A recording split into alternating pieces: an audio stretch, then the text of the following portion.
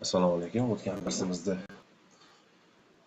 yengil apparatli sxemalarni chizib olgandik. Endi bu darsimizda bularni armaturalaymiz. Qanaqa armaturalaymiz? Hozir men stolni epyuralarni chizib oldim.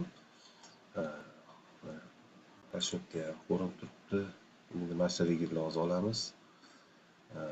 Qanaqa armaturalaymiz? Bizda hozir moment bor joyda, ya'ni cho'zilishga armatura beramiz. Verniy частida mana shu joyini baqotlaymiz. Armaturani baqotlaymiz. Shunda mana verniy части bo'lsa, verniy части mana shu endi stolni chizyapman. Mana shu biz armaturani baqotlashimiz kerak. Bu verniy части deganda mana bu uzel qismida. Uzel qismining tepasi tushuniladi. Prolyot qismida bo'lsa, u уже pasi. Pasi ham cho'zilish bo'ladi. O'shaning uchun u joyga biz bu joyga armatura berib baqotlaymiz. Mana shunaqa ko'rinishda bo'ladi regelimiz. U ham bo'lsa mana bunaqa pastda. Mana shu joyni baqotlaymiz. Bu uzel qismi, bu prolyot qismi. Bu yo'lida shu konstruktivniy bo'laveradi. Bu yo'lida konstruktivniy armatura berilaveradi. Asosiy urg'u berilgan joyimiz shu joylarni regelda baqot qilishimiz kerak. Жесткие zashimlarni regellar to'g'risida gap ketyapti bu. Chetda.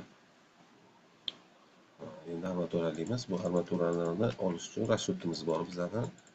O'sha rashodimizdan, oldindan qilib qo'ygan rashodimizdan olamiz qanaqa armatura chiqqanini.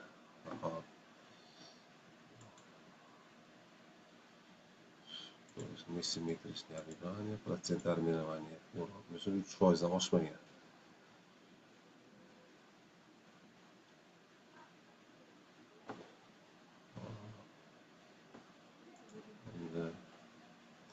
Mana угловой, mana verniy части degini olamiz.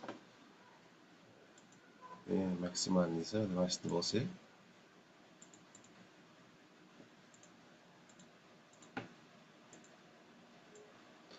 mana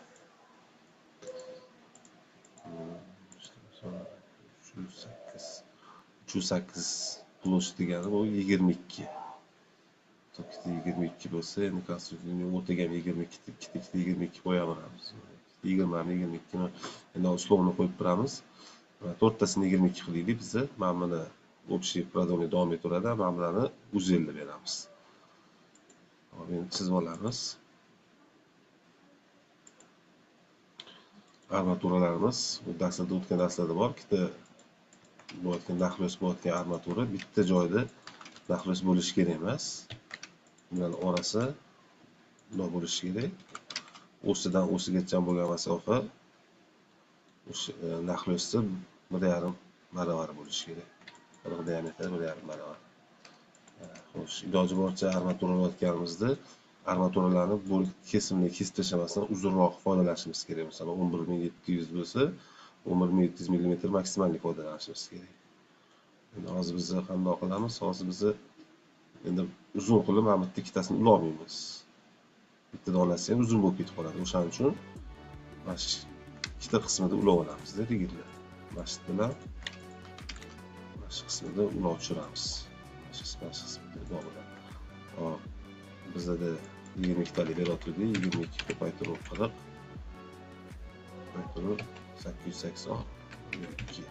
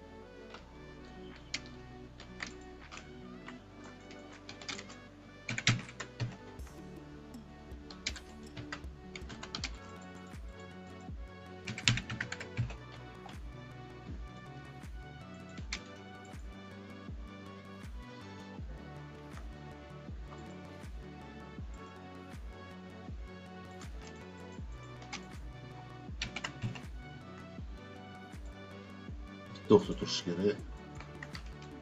Shoki masalan ko'rinishda bersak. Chaqib ketishmaydi.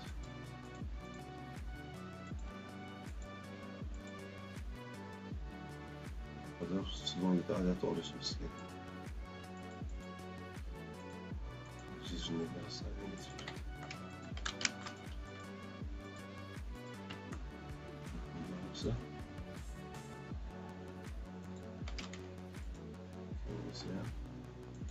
shunday olamiz.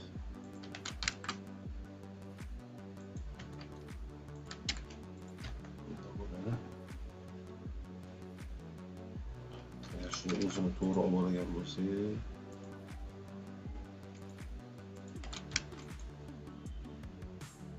oshib ketadi.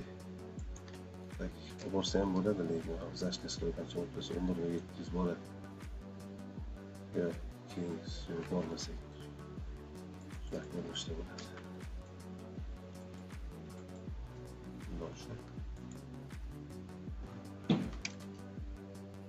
Aynen, 5 kun